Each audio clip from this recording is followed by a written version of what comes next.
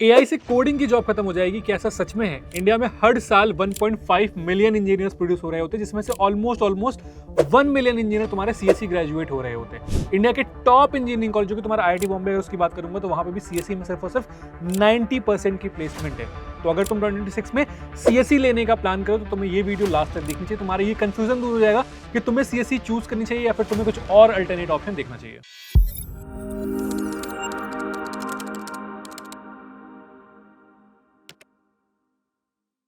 CSC no doubt one of the most in demand specialisation है after COVID. हुआ क्या कि कोविड के बाद जो है स्टार्टअप्स की एक वेव आई, ठीक है। उस टाइम पे काफी सारे नए नए स्टार्टअप्स लॉन्च हो रहे थे, हर चीज में टेक इंप्लीमेंट हो रहा था। उसकी वजह से क्या हुआ कि जो सीएससी इंजीनियर्स थे उनकी डिमांड बढ़ गई। जो 2022 और 2023 बैच के बच्चे थे उनको काफी ज्यादा हाई पैकेजेस मिलने लगे। इवन जो बच्चा एक्सपेक्ट कर रहा था उसे 6-7 लाख का पैकेज मिलेगा, उसे 12-15 लाख तक के पैकेजेस मिले हुए। अब हुआ क्या कि 2022 और 2023 में कंपनीज के पास काफी ज्यादा इंजीनियर्स हो गए। तुम्हारी रेजर पे जैसे कंपनीज हो गई, इसके बाद तुम्हारे पेटीएम हो गए, इसके बाद तुम्हारा भारत पे हो गया, फिर तुम्हारी जितनी भी 10 मिनट डिलीवरी वाला सिस्टम शुरू हो गया। ब्लिंकिट हुआ, जोमेटो हुआ, स्विगी हुआ, अमेजॉन ने काफी ज्यादा हायरिंग की, टीसीएस ने हायरिंग की, एसेंचर ने हायरिंग की, कॉग्निजेंट ने हायरिंग करी।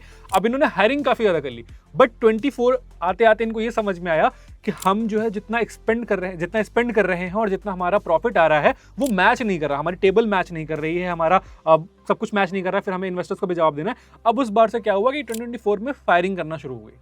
अब हुआ क्या कि वहां पे रिसेशन आ गया। 2024 की जितनी भी बैच के स्टूडेंट आप उनसे पूछोगे तो वहां पे काफी कम प्लेसमेंट हुई थी। इवन जो बच्चा एक्सपेक्ट कर रहा था कि मुझे 6-7 का पैकेज मिल जाएगा, उसे भी अपनी स्टार्ट ऑफ द कैरियर 3-3.5 के साथ स्टार्ट करना पड़ा। एसेंचर ने काफी कम हायरिंग की, टीसीएस बहुत सारे कैंपस में नहीं गई, कॉग्निजेंट बहुत सारे कैंपस में नहीं गई, केपजेमिनी बहुत सारे कैंपस में नहीं गई। इसकी वजह से क्या हुआ कि काफी सारे बच्चों की तो हायरिंग ही नहीं, काफी सारे 2024 के बच्चे अनएम्प्लॉयड रह गए जिनकी 2025 में जॉब लग रही है। अब हुआ कि जो तुम्हारा सीएससी में ग्रोथ आ रही थी वो रुक गई। बट यहाँ पे क्या हुआ कि एक जो एक्सपेक्टेशन लोगों की बन गई थी कि ठीक है सीएससी में प्लेसमेंट है, तो बच्चों ने क्या किया कि सीएससी की तरफ भागना शुरू किया। और प्राइवेट कॉलेज ने यहाँ पे देखा कि वहां पे मुझे अपॉर्चुनिटी मिल रही है, जहां पे मैंने क्या किया कि ठीक है मेरे मैकेनिकल में बच्चा नहीं आ रहा, मेरे सिविल में बच्चा नहीं आ रहा, मेरे इलेक्ट्रिकल ब्रांच में बच्चा नहीं आ रहा, मैंने सीएससी की सीट इंक्रीज कर दी। उसी टाइम पे ये हुआ कि सीएससी तुम्हारा पहले कोर सीएससी चलता था और इसके अलावा आईटी चलता था और किसी किसी कॉलेज में सीएसआईटी ब्रांच चलती थी। बट इसके बाद से क्या हुआ, पोस्ट 2022 क्या हुआ कि बहुत सारे कॉलेज ने CSC AIML, CSC data science, CSC cyber security, CSC IoT, even कुछ प्राइवेट कॉलेज ने तो सीएससी की 12-15 ब्रांचेस इंट्रोड्यूस कर दी जस्ट बिकॉज वहां पे वो एडमिशन करा पाए। और वहां पे सीएससी के लिए 5-6 हजार सीट्स हो गए।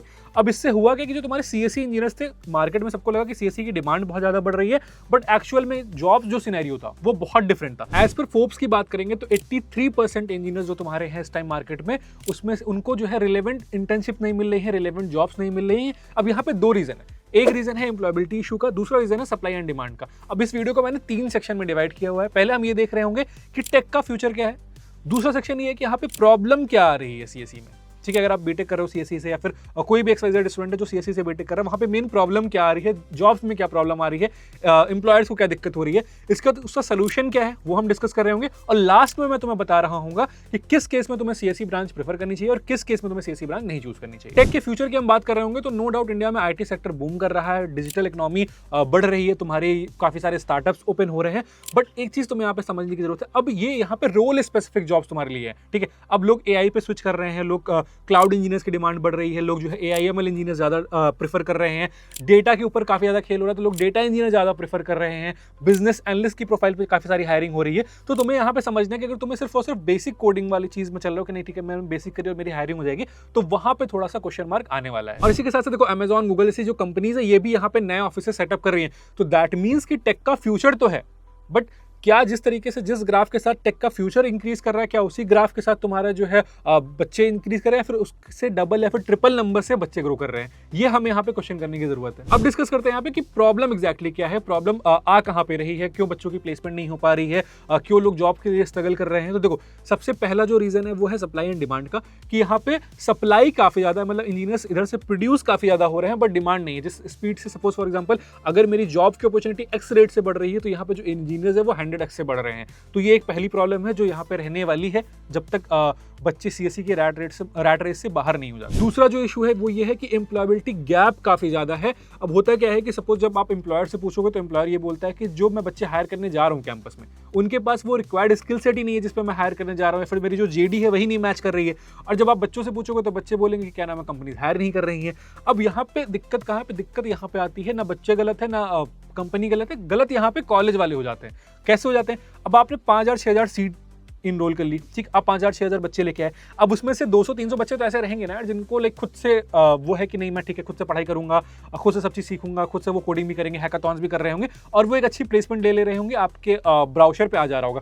बट बाकी जो रेस्ट 4500 बच्चे बच गए, 4000 बच्चे बच गए, वो तो एक एवरेज बच्चा होता है, ठीक है, जो एवरेज बच्चा जिसको अच्छा टॉप कॉलेज नहीं मिला, टॉप गवर्नमेंट कॉलेज नहीं मिला, तभी उसने प्राइवेट कॉलेज प्रेफर किया है, 10 12 15 लाख रुपए इन्वेस्ट किए हैं। इवन किसी किसी कॉलेज में तो बच्चे यार 20-25 लाख रुपए भी इन्वेस्ट कर रहे होते हैं।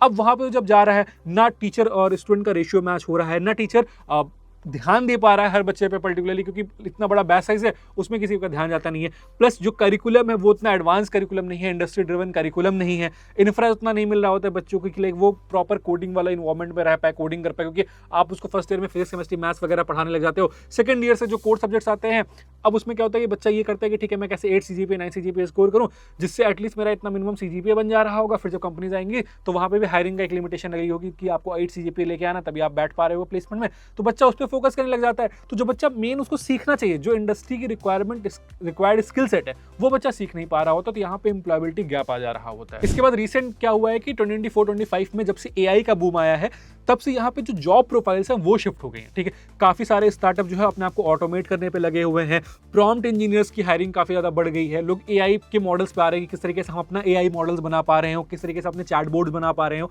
किस तरीके से जो हमारा जितने भी तुम्हारी कस्टमर एज अ सर्विस वाले बिजनेस होते हैं जहाँ पे आपको कस्टमर को सर्विस देनी, वहां पे लोग AI इंटीग्रेट करने के लिए लगे हैं। बट आपको ये भी समझना है कि जो AI इंटीग्रेट हो रहा है, जो AI मॉडल बन रहा है, वो भी कोई ना कोई इंजीनियर ही बना रहा है। तो यहाँ पे हुआ क्या है कि जो है डोमेन शिफ्ट हो गया है। अब यहाँ पे AI इंजीनियर्स की डिमांड बढ़ गई है, क्लाउड इंजीनियर्स की डिमांड बढ़ गई है, डेटा इंजीनियर्स की डिमांड बढ़ गई है, बिजनेस एनालिस्ट वाली प्रोफाइल की डिमांड बढ़ गई है। तो आपको ये समझना है कि ठीक है आपको नॉर्मल कोडिंग से नहीं होगा, आपकी प्रॉब्लम सॉल्विंग एबिलिटी होनी चाहिए, आपको AI/ML आना चाहिए, आपको क्लाउड से रिलेटेड चीजें आनी चाहिए। तो जो आपका ये एक्स्ट्रा डोमेन है वो आपके पास एक्स्ट्रा नॉलेज होनी चाहिए, तभी आपकी जो है यहाँ पे जॉब लग रही होगी। और अगर आप ऐसा कर रहे हो तो आपको एक अच्छी प्लेसमेंट भी मिल जा रही होती है। इसके बाद मैंने कुछ रिक्रूटर से बात करी तो उनका एक ये सजेशन था कि बच्चों की सॉफ्ट स्किल्स नहीं है, बच्चों को बोलना नहीं आ रहा। आप हो सकता है कोडिंग अच्छी कर रहे हो बट आप कम्युनिकेट नहीं कर पा रहे हो, आप चीजें डॉक्यूमेंट नहीं कर पा रहे हो, तो वो एक दिक्कत आती है कि बहुत ज्यादा रोड लर्निंग कभी कभी बच्चों को रहता है कि ठीक है उन्हें डेफिनेशन याद है, उन्हें फंक्शंस याद है, सब कुछ याद है, बट आप उनसे आउट ऑफ सिलेबस कुछ क्वेश्चन पूछ लो जहां पे उनको अपना दिमाग यूज करना है तो वो यूज नहीं कर पा रहे होते। तो इस वजह से भी बच्चों की हायरिंग कम हो रही होती है। ये मैंने प्रॉपर रिक्रूटर से बात करी है और उनका ये फीडबैक मिला, तो मैं तुम्हें यहाँ पे शेयर कर दे रहा हूँ। अगर तुम 2026 में बीटेक करना चाह रहे हो, फिर उसके बाद कभी बीटेक करना चाह रहे हो, या फिर तुम कॉलेज में होकर वीडियो देख रहे हो, तो तुम्हें चीज समझनी है कि रिक्रूटर एक्चुअल में देख क्या रहे होते हैं। तीसरा सवाल आ जाता है कि भैया क्या AI सच में जो है कोडिंग की जॉब रिप्लेस कर रहा है, या फिर जो है सच में क्या AI जॉब्स कम कर दे रहा है? तो देखो सिंपल सा इसका आंसर है नहीं, ऐसा नहीं हो रहा है। बट हो क्या रहा है ये समझो, हो ये रहा है कि जो तुम्हारी बेसिक कोडिंग है वो ऑटोमेट हो जा रही है, ठीक, जितने तुम्हारे बेसिक कोड प्रोग्राम सीखने हैं वो ऑटोमेशन में जा रहे हैं।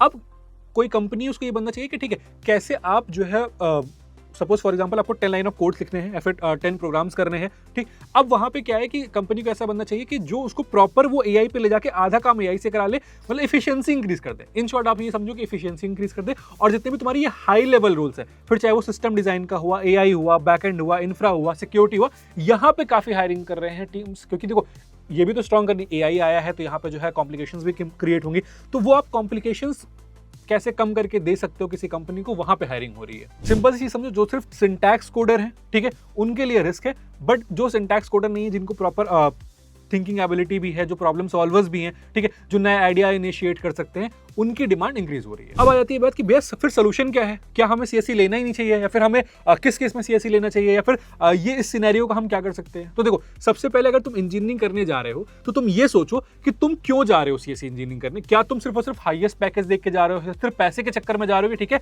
मैं बीटेक कर लूंगा, मैं CSE में चला जाऊंगा, मुझे इतना पैकेज मिल जाएगा, इसलिए मैं सिर्फ जा रहा हूँ कि मैंने नंबर देख लिए XYZ कॉलेजेस के ब्राउचर पे और मुझे लगता है कि CSE में प्लेसमेंट मिल जाती है अच्छी खासी, इसलिए मैं चला जा रहा हूँ बस, और CSE मुझे करनी है। क्योंकि देखो अगर तुम्हारा इंटरेस्ट नहीं आ रहा तो मैं सजेस्ट करूंगा तुम्हें ECSE ब्रांचेस को प्रेफर कर लो, मैकेनिकल सिविल ले लो। क्यों? क्योंकि हुआ क्या है कि जब CSE में तुम्हारा कंपटीशन इंक्रीज हो गया है तो मैकेनिकल सिविल से जो है बच्चे कम आ गए हैं, तो यहाँ पे क्या हुआ है कि demand supply almost equal level पे चल रही है। तो अगर यहाँ पे थोड़े बहुत बच्चे ज्यादा रहेंगे तो यहाँ पे तुम्हारे पास अभी भी अपॉर्चुनिटी काफी सारी है जिसको तुम ग्रैब कर सकते हो। क्योंकि CSE में जाने के बाद होता क्या है ना कि आपको समझ नहीं आता कि मुझे कोडिंग में इंटरेस्ट नहीं आ रहा है, फिर 4 साल आप एक इस माइंडसेट में रहते हो कि मुझे कोडिंग भी सीखनी है, कोडिंग से मेरा कुछ नहीं हो रहा है, और आप कोडिंग कर भी नहीं पा रहे होते हो, तो ये दिक्कत आती है। फिर इस चक्कर में आप जो है ना इधर के रहते हो ना उधर के रहते हो। तो इससे बेटर कि अगर आपको लग रहा है कि नहीं आपका कोडिंग में इंटरेस्ट नहीं आने वाला है, आपका टेक में इंटरेस्ट नहीं आता है, आप टेक इंथुजियास्ट नहीं हो, तो आपको क्या करना चाहिए, आप आराम से ईसी, इलेक्ट्रिकल, मैकेनिकल, सिविल, ई वाली ब्रांच लो। आप गवर्नमेंट एग्जाम वगैरह की प्रिपरेशन करना चाहते हो आप वो करो, आप एक सेफर साइड चूज कर लो। और अगर आप जो है जाके सपोज आपने ईसी चूज किया, ठीक है, अब आपको सीएसई में इंटरेस्ट आने भी लगा, कोडिंग में आपको इंटरेस्ट आने भी लगा, तो आपके पास अपॉर्चुनिटी रहेगी ही रहेगी कोडिंग करके एक अच्छी कंपनी में जॉब लेने की। क्योंकि देखो सिंपल चीज, आप किसी अच्छे कॉलेज में हो तो वहां पे भी जो है ऐसा कंपलसरी नहीं होता, ठीक है, इसी ब्रांच तक तो सबको अलाउ किया जाता है बैठने के लिए। मास रिक्रूटर जितनी आती है वो सबको अलाउ कर रही होती है बैठने के लिए।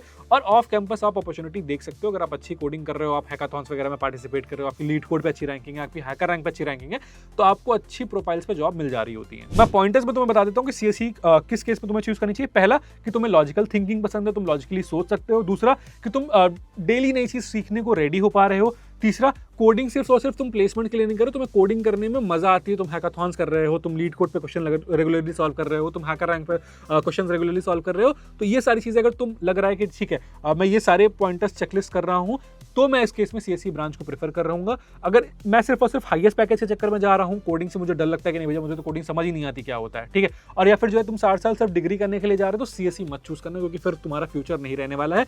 तो इन शॉर्ट एक लाइन में अगर हम कंक्लूड कर रहे होंगे इस वीडियो को, तो हमें क्या समझ में आ रहा है, अगर आप स्किल्स बिल्ड करने जा रहे हो, ठीक है, कि मैं स्किल बिल्ड कर लूंगा, मैं जो है अपनी थिंकिंग एबिलिटी सही कर लूंगा, तो उस केस में मार्केट में डिमांड है। बट अगर आप एक एवरेज पर्सन बनने जा रहे हो, आप एक मीडियोकर लेवल पे जा रहे हो कि ठीक है मैं तो मतलब मुझे बेसिक C++ के कुछ प्रोग्राम्स आते हैं 4 साल के बाद, तो आपको उस केस में जॉब अच्छी नहीं मिलने वाली। या फिर वही होगा कि 3.5-4 से स्टार्टिंग करोगे, स्ट्रगल करोगे, सीखोगे। आपको at the end of the day कभी ना कभी तो सीखना पड़ेगा, चाहे आप कॉलेज से निकल के सीखो, चाहे आप कॉलेज में सीखो। अगर आप सीएसई में जा रहे हो, आपको हाईएस्ट पैकेज चाहिए, मतलब अच्छा पैकेज चाहिए, हाईएस्ट पैकेज तो छोड़ दो, अगर आपको अच्छा पैकेज चाहिए तो आपको थोड़ा सा स्ट्रगल करना पड़ेगा, स्किल्स बिल्ड करनी पड़ेगी। तो at the end of the day video में मैं यही बोलूंगा, अगर तुम्हें लगता है कि तुम स्किल्स पे काम कर सकते हो, तुम एक अच्छे प्रॉब्लम सॉल्वर हो, तो उसके तुम सीएसई प्रेफर कर लो, वरना कुछ और अल्टरनेट ऑप्शन देख लो, क्योंकि भीड़ मत बढ़ाना है यहाँ पे, क्योंकि भीड़ ऑलरेडी काफी है, मार्केट में डिमांड उस लेवल पे नहीं बढ़ रही जिस लेवल पे आप जो है इंजीनियर्स प्रोड्यूस कर रहे हो, ठीक है। इसी के साथ मैं हूं नमन, कॉलेज करियर काउंसिल से रिलेटेड कोई भी डाउट आता है आपको चैनल पे पता चल जाएगा, आपको चैनल सब्सक्राइब करके रखना है। कोई डाउट आता है कमेंट सेक्शन में पूछ लो, व्हाट्सएप चैनल हमारे लिंक डिस्क्रिप्शन बॉक्स में दिया है, उसको ज्वाइन कर लो।